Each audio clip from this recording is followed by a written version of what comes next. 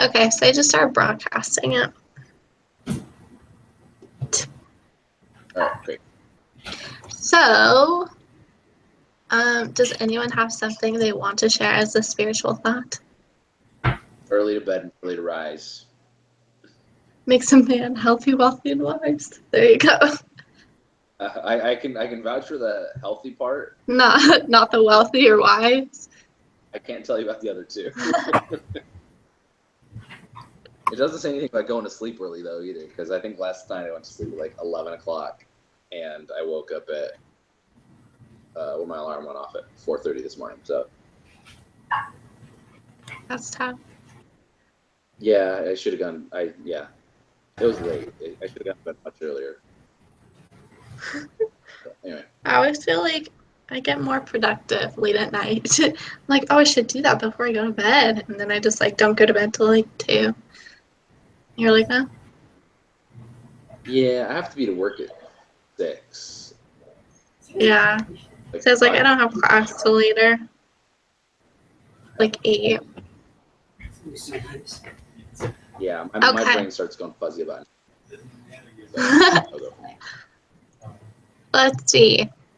Number 3, put yourself in the shoes of Brentwood Associates Management.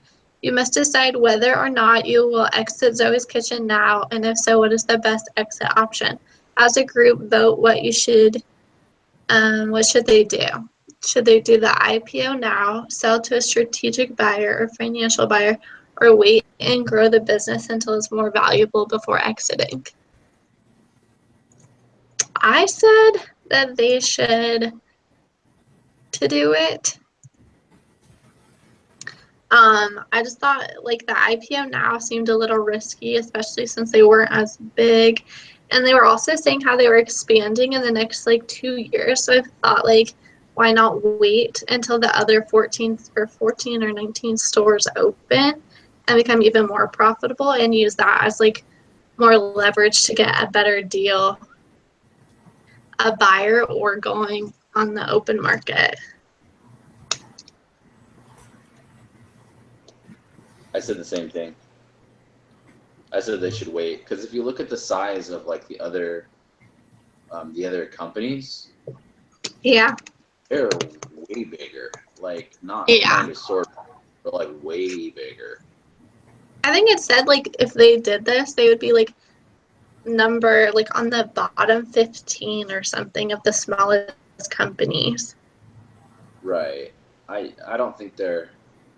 The thing is, they're trying to expand and stuff like that, but they're making really good margins and stuff for that industry, and they're growing that way. So I don't think they have like a super established reason, I guess, to oh my gosh. See, this is why I should get more sleep. I don't feel like they have a good enough justification. Like they don't need to raise the capital that bad. Like they do expand really rapidly, but it looks like they're making better crossroads into and they're making good progress in like expanding their profitability per each location. Like it says, they've had like double-digit like revenue growth per location. So I feel like they should capitalize their locations better, and then keep kind of going at the pace they're going, because they're opening lots of new stores. But if they're able to keep them opening and making more and more money, then why sell it to a bunch of other people? That's true. Wait for it to grow. Jason, what did you say? I said the same thing. The only thing that I was concerned about is if they didn't do it early on, that people wouldn't want to invest in them, just because they're already investing in other food or other restaurants like Noodle Co. I think that's what it's called. Yeah. Right now. So if a lot of people invest in that company, I don't know how many people would want to switch and buy Zoe stock instead. So that was the only thing I was concerned about. But it made more sense to just wait a while, get their capital up, and then get more money from it. Yeah, I didn't even think about the investing in like my mind. I thought if they were like and more like established and stuff, that people would see as that more like of a because it talks about people who aren't willing to invest now might be later if they saw that it was growing and stuff. And so, but I didn't even think about people are already finding other things to invest in. So Jason, do you feel like if they don't do it now, they're going to kind of like miss the train? Kind of. That's like part of the thought. That's why I'm kind of unsure about my decision. But it makes more sense number wise to wait. But I don't know what the risk is for waiting, investing wise. Right. Gotcha. So that was going to be my next question. Like, what caused you to feel like they might miss the boat? I mean, the case study did kind of emphasize that a little bit, didn't it? It was kind of like, Yeah. all these other places are going, so maybe, I don't know. It's interesting. I just don't know how to, like, I don't know how to gauge that either. Like, how do you gauge how much risk there is in people not being willing to? Yeah, I don't know, but like, and it kept like sketching me out because the whole time they're like, well, if they do the IPO, it's going to be really risky and it might damage their ability to try to sell it later if like it fails and stuff. And I was like, well, like, I don't know, the reward, I guess, is good. They make more potentially, but there also is like more costs associated with it to get it to that point. Riskiest option. Yeah, just because, yeah, I don't know. I think they just need, like, the thing that makes me think they should wait is because when they talked about kind of their market position, they talked about them being kind of unique in not just like, it's not like the fast casual dining segment isn't really that unique anymore, if you will. Like, there's companies that are, Yeah. but the way they do their food and that kind of thing, and their revenue per location and the growth it's having is still, it's unique to them. It's not something every other place has. So, I mean, I guess someone else could come along and do like a Mediterranean style thing, but the cost for someone else to come along and do it, A, in more locations, B, better, and then C, steal market share from someone that already exists. They'd have to do it in like a totally different state where where they don't have access to this other place. Because I mean, it sounds like everyone that goes to this other place is like super excited and they really like it. So it's like, why wouldn't you wait? I mean, if your brand recognition right now is that good, Yeah. like some of the in the IPO document, it indicated that some of the reasons for doing an IPO or going public were to increase brand recognition and increase your public like face or whatever. If they've already kind of got that, then Yeah, the customers seem really loyal. Like everyone has something good to say. Yeah. Like I don't think they're going out of business anytime soon. No. So I think they should just sit on it for a bit. Yeah. Okay, question 4. As a group, allow each member to state their position. If you all agree at the outset, take a counter position, explore why you should consider the other options.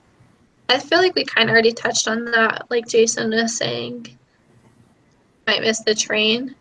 So maybe they should do the IPO now. What are some reasons for selling it right now to like a buyer? So looking at it from Brentwood's perspective, the only reason I'd sell right now to a buyer would be because I don't think it's really going in a very good direction. That's my opinion. Like, they're trying to like dump it and get out. But really, that would be the only reason. Or if they want to invest in something different that has like a much larger upside or something, and they don't have the money, they just want to like cash out and go on to the next thing. I don't know. Maybe they're bored. Yeah. But those are reasons, because it seems like they could, if they waited to cash out, they could get more money. That's what I was like, usually it's more about the money, I would think. Like, they just want to make the most money they can. So I didn't understand, like, why they would just settle and, like, have someone buy it now when they could make a lot more later in 2 years. Yeah, I don't really see a reason for anything out because just looking at their financial statements, it doesn't show any sign of a decline in profit. So it wouldn't really make sense to just exit now. Um, so yeah, like you were saying, Yeah. it's I only like, sorry, go ahead. yeah, like Levi said, I'd only exit if I just wanted to cash out now, just do something else. Yeah. My only thing for an IPO, sorry, I'm going back to kind of the previous question. No, you're fine. The only reason would be to expand quicker. Like if they feel like there's some like imminent threat on the horizon, and they really need to be like, okay, we need like a store, like 5 stores in every single state, and we need it like right now. Like that would make sense why they want to do like a IPO stock offering, so they can get their, they can basically raise capital that way. Yeah. But if they're okay with a little bit slower, then they could. Brentwood, anyway, would make a lot more money. Yeah. I like also wonder if really like you would, beyond just trying to sell it now and get out and do something else, like it sounds like he's trying to build his portfolio. So if he could do that and say, oh, I got, these buyers lined up for this company I was doing, like would that help his portfolio and make it like so in the future he could work with other people and say like, here's what I did in the past. Yeah, but even then, it seems like by waiting for a little bit, it would look better. Yeah, I agree. I just like that's like he's trying to build his portfolio now so he can start working on other stuff, or I don't know. I just feel like all signs point to just holding it. What do you think, Jason? Well, he could just be bored because the business has been around for a while. He's probably like, I just want to do something else now. They're Because he's working with a lot of smaller companies. So he probably wants to move on to something bigger. I don't know, but this one has like the revenue went from 50 million to like 79 million. Now it's at 116 million. They have, they've more than doubled the amount of revenue in 2 years. They have like slightly less than double the amount of stores, which again indicates that they're having, they have better revenue per store than they had 2 years ago. Mm-hmm. I mean, obviously they're investing a lot of money, but I mean they almost doubled the amount of their stores like in 2 years. So they spent 21 and 28 million, but like I feel like they have like a good formula. Like they're working the stores they do have, they're making them better. So they're like, hey, we're making them better, so why not build more of them? Yeah. Mm-hmm. Like, what's the downside here? That I guess that's what I'm trying to figure out. Like looking at the numbers, what's wrong with them that I'm totally missing here? I feel like why they would need to do this. Yeah. Right. Like, why do you want to get out like right now? I don't know. It could just be a trick question. That's true. There's no reason to get out. I read the case study on Noodles & Co. That one was pretty interesting too. I've heard that one's good. Yeah, this case actually alluded to Noodles & Co. and it talked about like prime real estate. Yeah. So Noodles & Co. in their case study, they really emphasize looking for like prime real estate locations for their new stores, and they like did all kinds of like research and really hit that part hard. And that was one of the big reasons for a lot of their success, because they were able to strategically locate themselves. They had really simple stuff. Again, they basically executed like the fast casual when it was before fast casual, if you will. Yeah. Like there was actually another noodle company like coming in to try and like kind of copy them, which is why they wanted to emphasize, like the prime locations and stuff. But they're not even I feel in the like same it's a type lot of, like Panera too. Like I feel like they both kind of came out at the same time. as far as like this company or No, noodles. Yeah. I feel like it's a lot like Panera, like just like how they have it like inside, like styled nice and everything like that. I've never really been to Panera, so sorry. I've Noodles and Co though either, so It's delicious.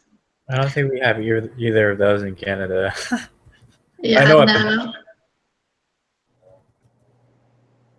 Are you in Canada now or are you in Rexburg now? Well, I'm in Rexburg, but in Canada, I don't think we have those restaurants. I And doubt I don't it, think yeah.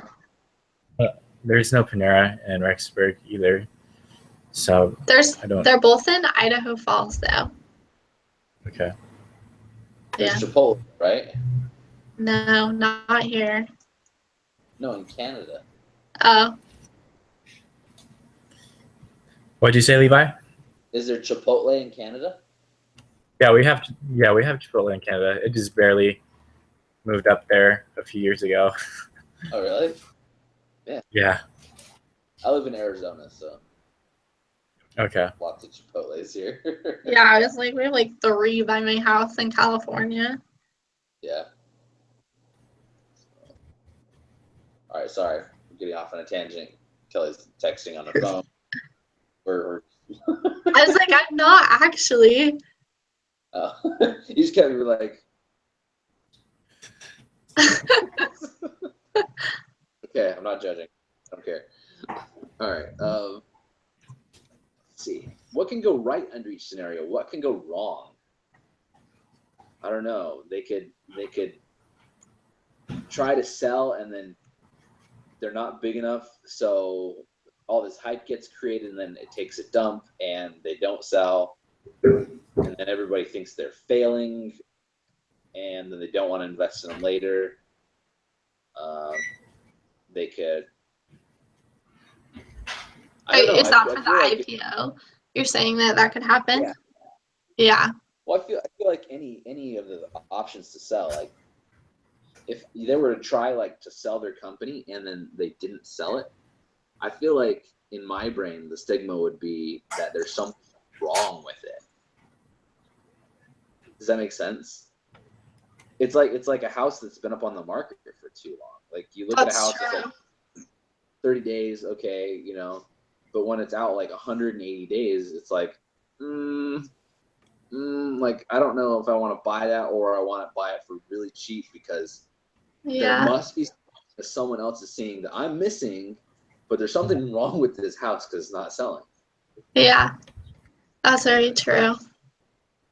Yeah, I think the biggest problem with the IPO for me was just how it could like basically damage both his reputation later and like for this company. Like it could kind of ruin it if they eventually do want to sell at a later time.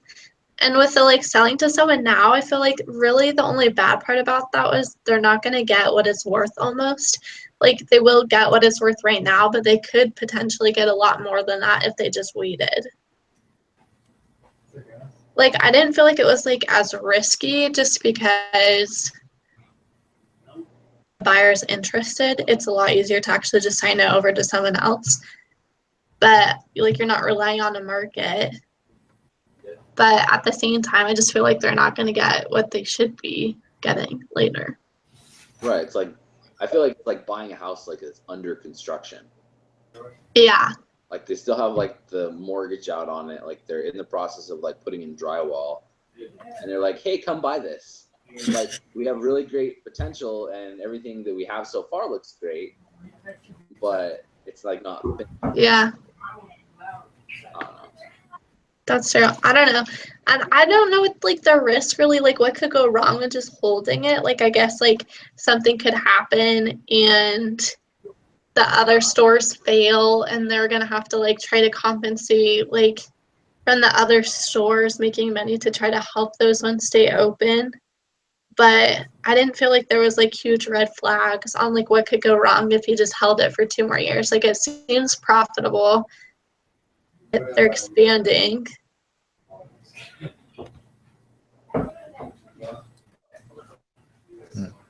Yes. Yeah, I was like, I don't know what else to say. Okay. Validation. Yes. Number 5. How much is Zoe's worth under each exit option? Discuss with each other how you got your answers. Just guessing. I was going to As say, a group. discuss or just guess with each other? Yeah, discuss how you got them. Well, I got my answer by guessing, so that's how I got it. As a group, come up with a consensus as to what Zoe's is worth. What differences did you observe? Well, we could come to that after. That's a bullet point. So, how much is Zoe's worth under each exit option?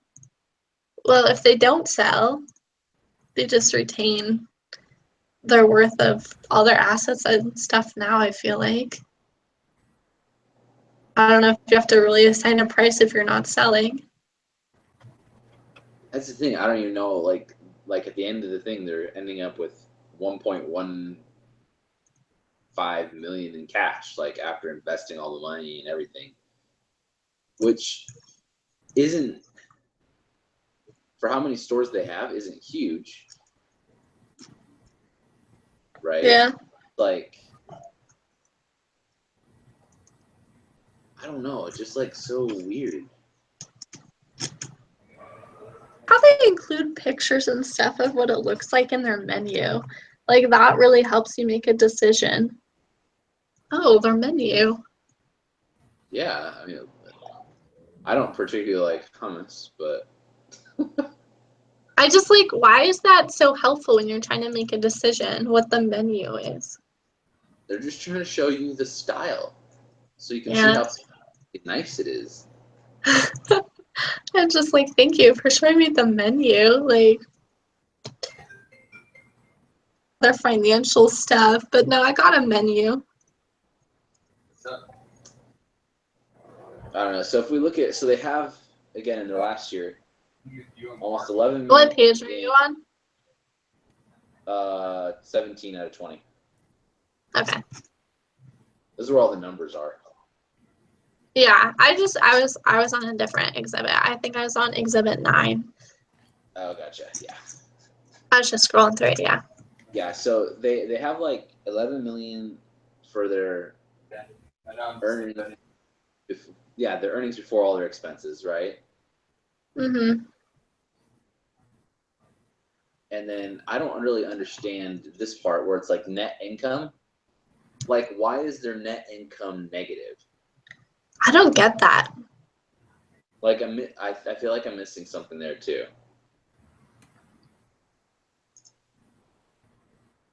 Because they have like, oh, is that what I think it is? Okay, so if we go 10, 8, 99, right? We subtract 37, 15. Then we have 7.184 million plus 10,924,000 for their cash flows provided by operating account, minus 8,242,000 because they're using some of that money.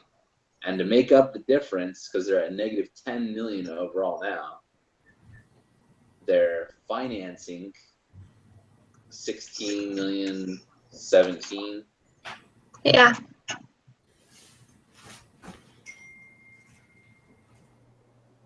Wait, did I do that right? Oh, I can't go back on this stupid thing. That's why you shouldn't use calculators. You should use Excel.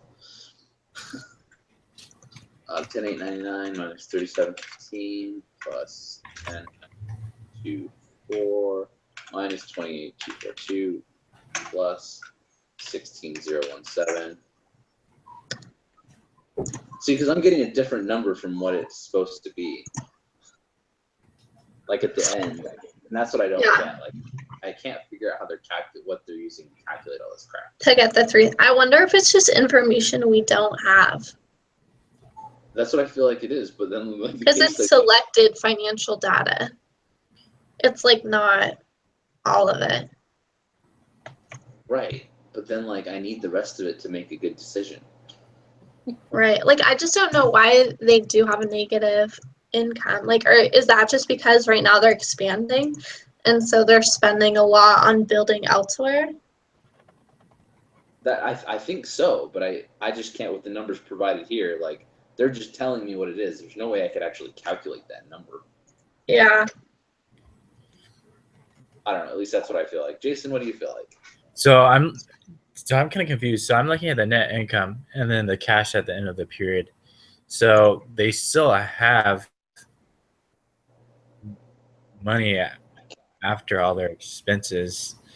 Oh wait, I don't know. It just doesn't really make sense because it's pretty much just saying that they're spending more than they're making, but they still have left over even after investing and all that stuff. Yeah. Right. So my only estimation is that so they have their essentially their gross okay. They have their earnings after costs of goods sold, right? Mm-hmm. Almost 11 million. But then they have to factor in the interest expense, their tax expense, their depreciation expense, and their amortization expenses.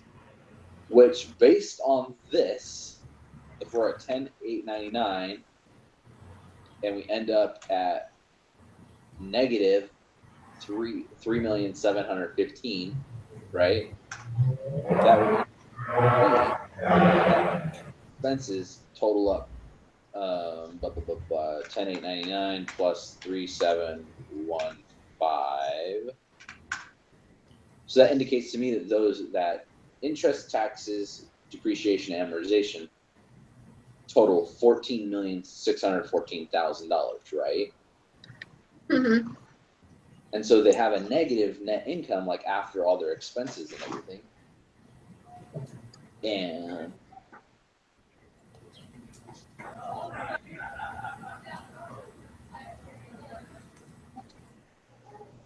sorry, I got distracted by food.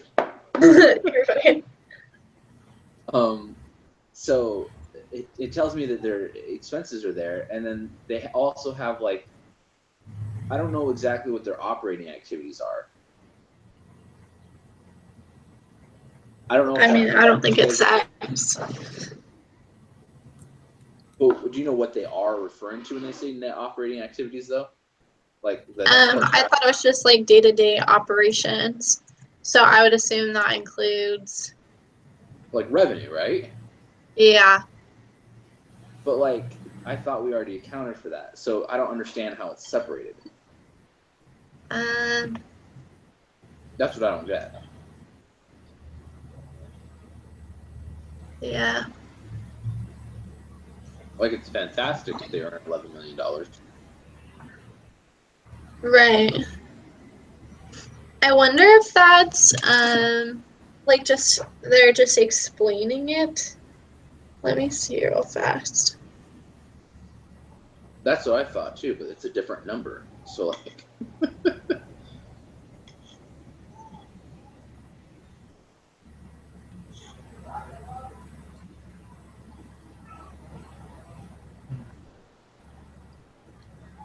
do you guys both have laptops?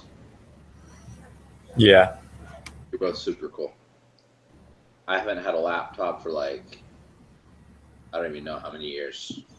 I was like, you have to have them though if you're a student, because on campus you have to bring your laptop every day. Yeah, it's kind of hard to carry a desktop in my suitcase. Yeah. Like, what's in your suitcase? It's a computer.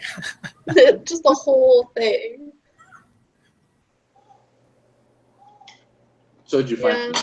We have like a normal desktop too, but I don't think my husband uses it. Yeah. Like if he wants like multiple screen stuff open, but rarely. I don't think I've ever used it. Oh, really? Yeah, and apparently it's a good one because it was built, like his friend built it, and it's, I don't know. Apparently it's really good. Yeah, I it took a while to build, and I don't know. I showed you guys my stuff, right? Yeah. Yeah. I was like, somehow it's advanced enough that the guy at Best Buy, there was some plug we needed, and the guy at Best Buy had no idea what it was. He's like, oh, I've never heard of that. And it was like, and then he asked some other dude, and he's like, oh, I don't think we even carry those. And I'm like, oh, great.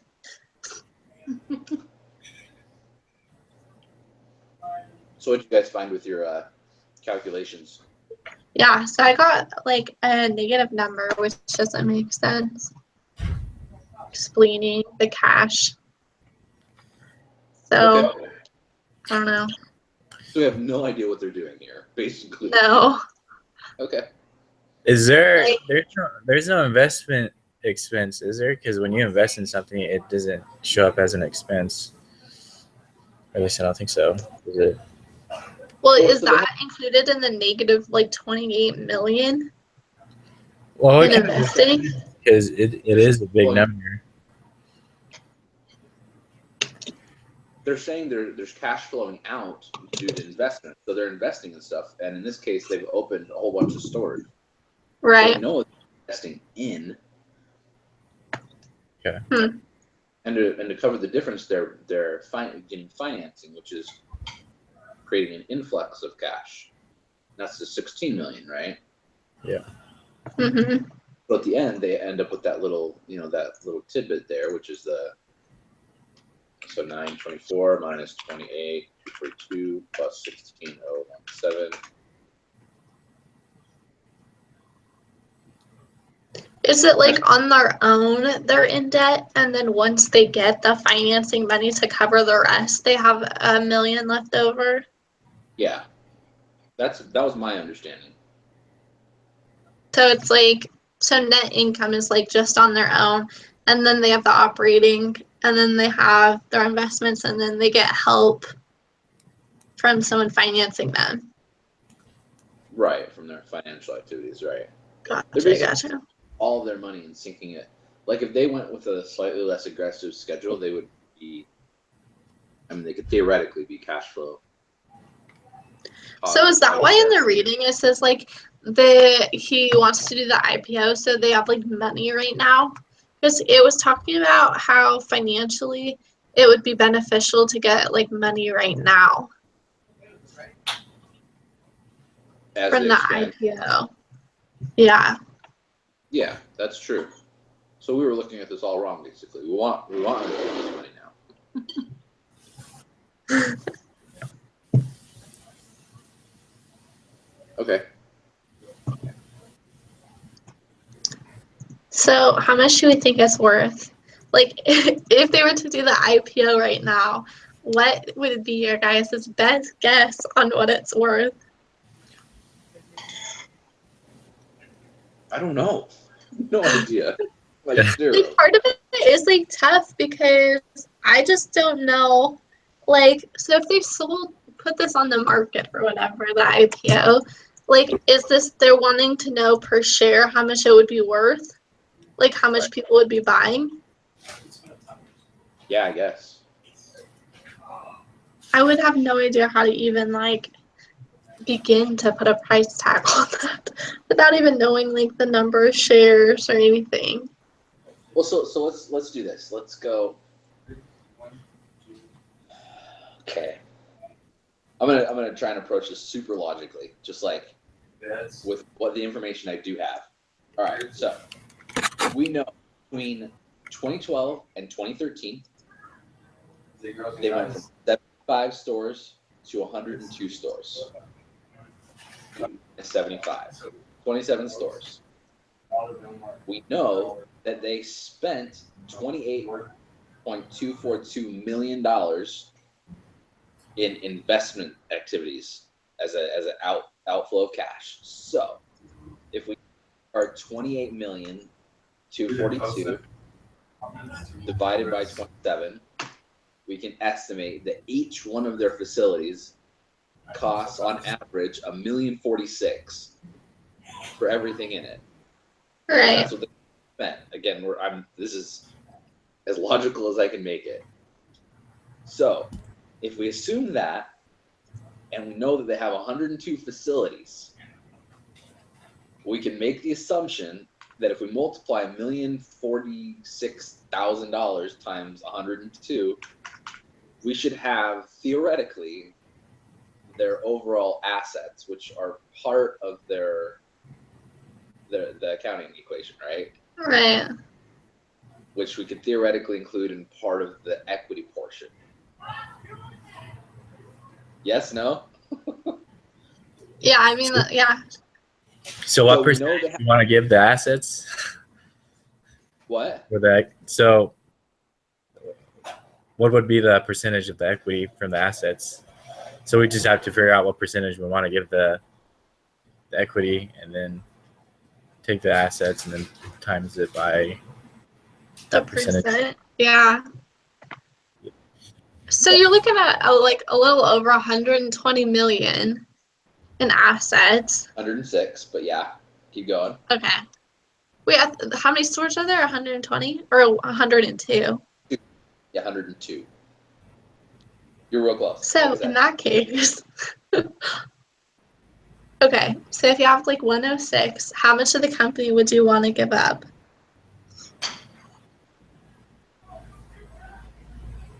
I would say less than 50%. So maybe if we do like 40.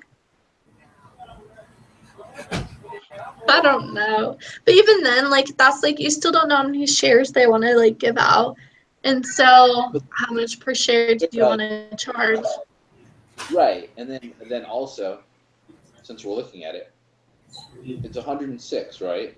But then you have to subtract whatever their liabilities are, which we don't know. Yeah. Because as far as I can tell, they just borrowed $7.6 million in 2011, $15.13 million in 2012, and $16 million in 2013. So if we're just doing math, right, we got 7.6 plus 15.130 plus 16.017. They have $38 million in liabilities, right? Yeah. So if we subtract 106, then theoretically, the owner's equity, if you will, is only $67 million. I don't know how much of that money they've paid back. I don't know if that's accurate because I don't have any other numbers. Right. But they borrowed it because they had positive cash flows.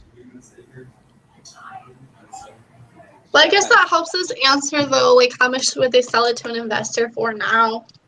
Like how much is the company worth to someone? Right. So I feel like their total enterprise value, because it's the total enterprise value minus net debt. Yeah.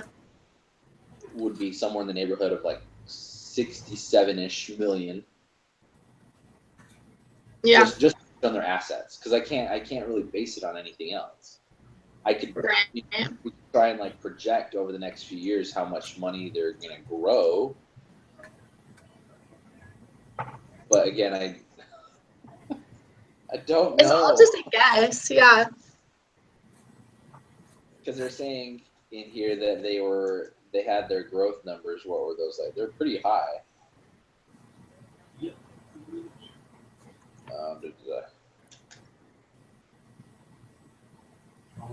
Okay, so jobs, So they have 5 to 7% of gross IPO proceeds going to their IPO team, whatever.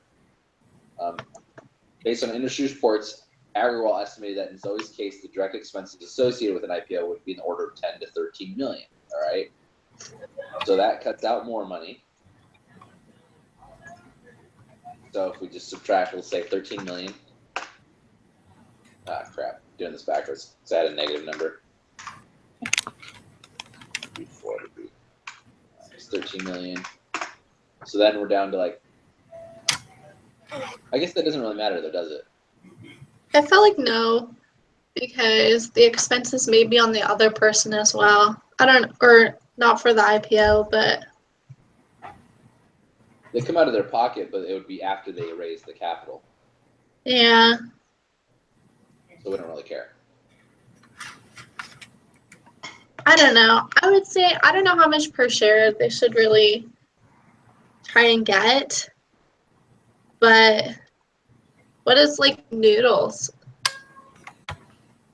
Noodles is going to be higher because they're more established and everything. Does it tell you somewhere? So on the last exhibit, is that how much their shares are, or what is exhibit 10 talking about? Trading multiples for public restaurant companies. Yeah. The So the current share price.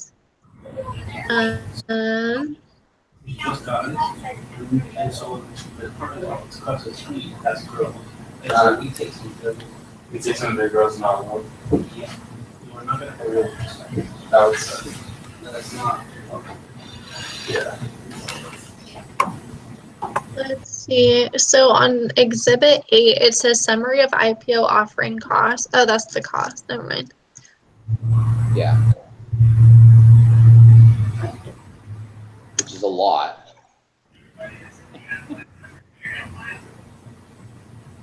So like all these ones, so Yard House is casual dining, which is kind of what they're going for. But it's fast casual, so it's like Rubio's Restaurants, which has, if you look at the implied enterprise value, which is what we need off at the beginning, right? Yeah. And their trailing revenue was 189.3, and again, these are all numbers in millions. And their revenue right now is 116, and their earnings before income taxes is 11. So if you just look at that, like Rubio's makes more money, they have lower costs associated with their business, and their enterprise value is 80 million, 80.9 million, so almost 90 million. So I don't think somewhere in the order of 55 to 65 million is like horrible as far as their size. They definitely have higher costs of goods sold and stuff like that for their restaurant, but they're also they're a little higher end.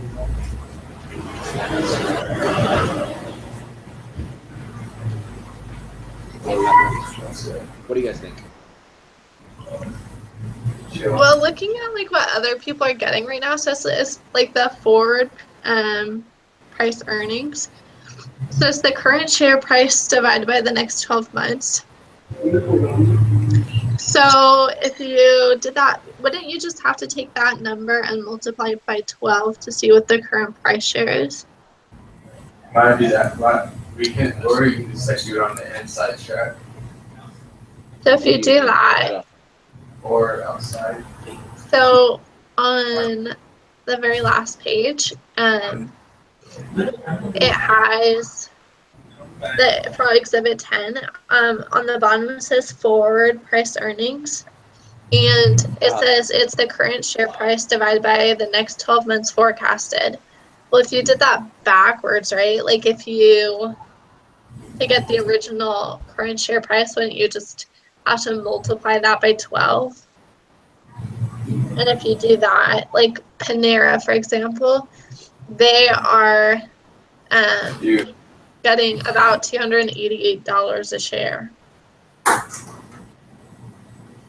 Okay. So if we say... So, and that's like one of the lowest. So let's see, Buffalo Wild Wings. They're getting about $250. I'd say like a good share price would be less than that because those are a lot more established. But I would say even if they were in the 100s, that's like a good share price. See the track. Anyways, that's my guess. They're estimating value between basically, are we still doing that price value? between 55 and 65. Right?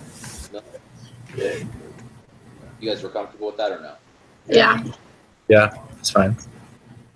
Let's just go. I'm just going to do a quick Excel sheet here. So we have 55 and 65, right? We take that enterprise value. We forward EBIT. So right now that their EBITDA is 9.4%. It's not. Apply that times 9.4.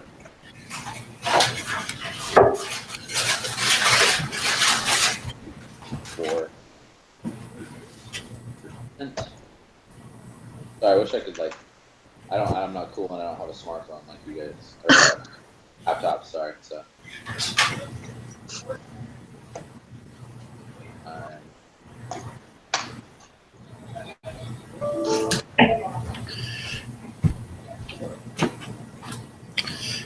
I feel like their adjusted margin is like way more than what it says here. So let's see it.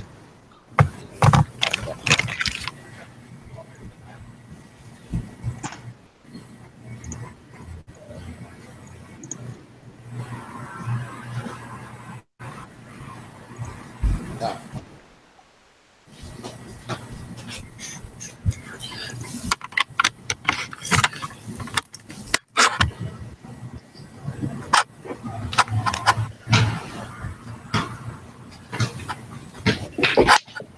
All right, going as fast as I can here. Going as fast as I can.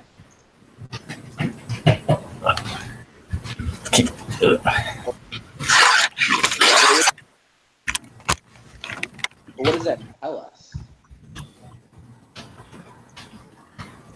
So it's divided by that. So it equals this divided by this.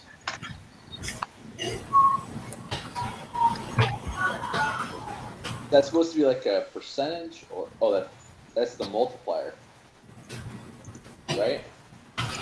Shut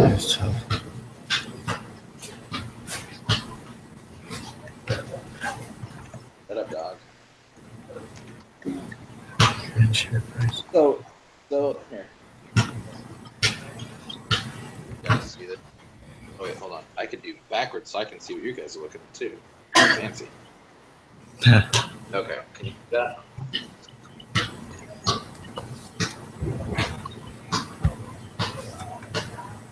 So if we go like 55 million, right?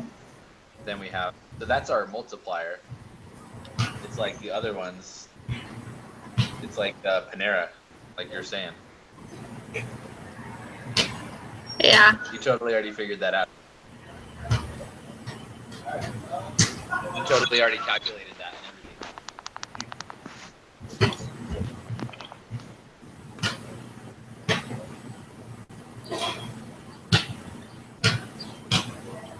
You know what's funny, Kelly? Your face is like stuck in a big old like smirky smile on the bottom of my screen, so I can't tell if you're actually.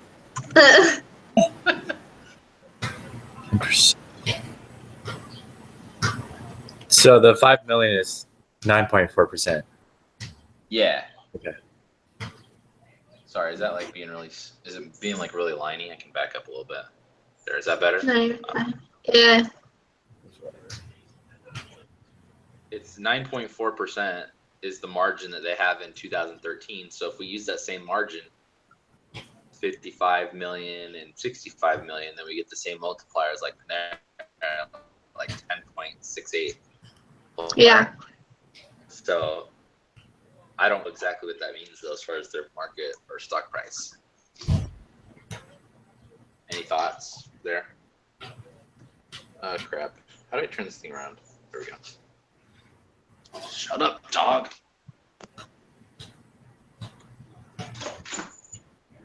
So the doggy door is in my office. Oh yeah. So my dog needs to go in and out all the time just because she's a pain in the butt. She has to go bark at stuff. It happens. Okay. Yeah. Anyway, so we good with that? Yeah. Okay, I feel like I was like, the point, like, we're never going to come to an actual number because we just don't have enough information. I feel like that's how IPOs always are. They just kind of like throw a number in the air and, I mean, an educated number, sort of. Yeah. So, what was Panera's stock price? Let's see, they were getting like $200 and something. Is this on the sheet that like Exhibit 9, or where is that? This is Exhibit 10.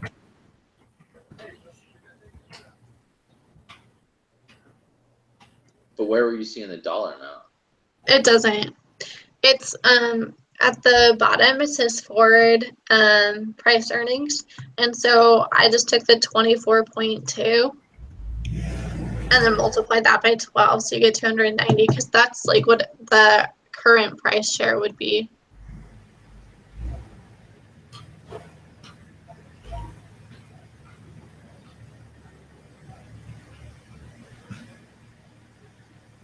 I don't get it. Sorry. I just like, so right now, like to get that 24.2, they're dividing the current price by 12. Or I guess, but not by 12 though, huh? It's just the next 12 months forecasted earnings per share. I don't know.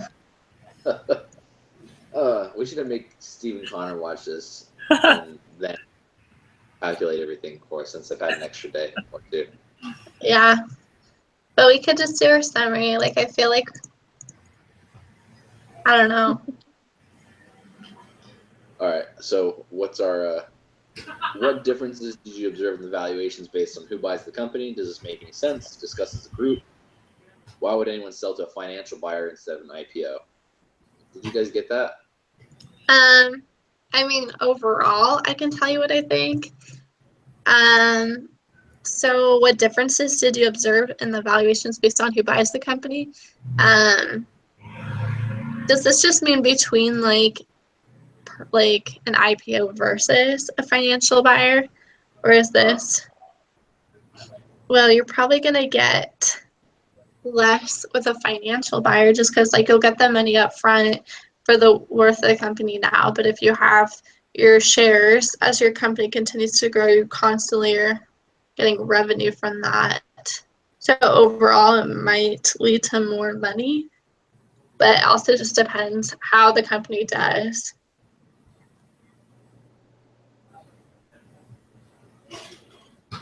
For a financial buyer? For like the IPO, like if the company ends up failing, like your stock prices are gonna suck. So you might not make as much that way. But if you sell it outright, you'll get your money right now, and whatever happens to the company later on, it doesn't matter. Because with an IPO, really all you do is retain shares that have a perceived value. But if the company tanks, then the shares become worthless, essentially. Right. Or much lower. Right. Got it. Okay. So why would anyone sell to a financial buyer instead of IPO? Upfront money. Just like because it's like guaranteed money at the moment. Right. Because they're unethical. They think the company's gonna go under, so they want to get out while it's gonna fail, or something might happen. I mean, like even like the stock or like the market, like you don't know if there's a recession and people aren't going to be going out as much, or like what's going to be happening. So it might be worthwhile just to get your money up front. True. Didn't they say the fast casual kind of recession proof? Probably. I don't. It talks about that somewhere, but I don't remember if it was recession proof or it was like they were trying to do this right as like the recession started. Control find recession. The onset of the Great Recession. Love that they're calling it that. Yeah. So it's just after. So it sounds like it was affected by the recession then, if it finally started to gain momentum after almost shutting down during the Great Recession. recession, IPO would be extremely risky. Well, that was so the IPO market was saying it almost shut down. Right. It always did. Right. No, I know. So like, Okay. but wouldn't that be more risky than if like the market is basically crashing to like try to have all your revenue come from there? Like for financing or whatever? Yeah, but I mean, once they did it, then they're in it. You know, it always has your money. It's not like you can just like you can sell the stock to someone else, but it like retains its value, sort of. Yeah. It also says like later in growing Zoe's Kitchen, it says after closing the deal and two events took place that they had not anticipated, the onset of the Great Recession and the departure of the CEO. So it must not have been affecting it that bad if like they were expanding and doing really well after the recession started in 2007. Right. Yeah. So, okay. So, summary. They're starting now. I thought we could actually like get the. Right when we started, I thought we were gonna be like done in like 10 minutes. Yeah. And, That and then we lasts could, like the. No, it's like the financial stuff took a while.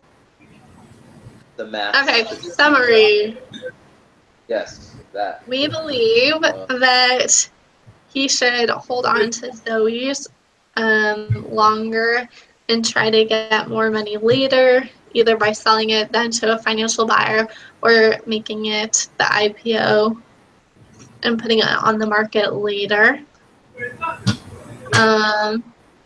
Does anyone want to add to that?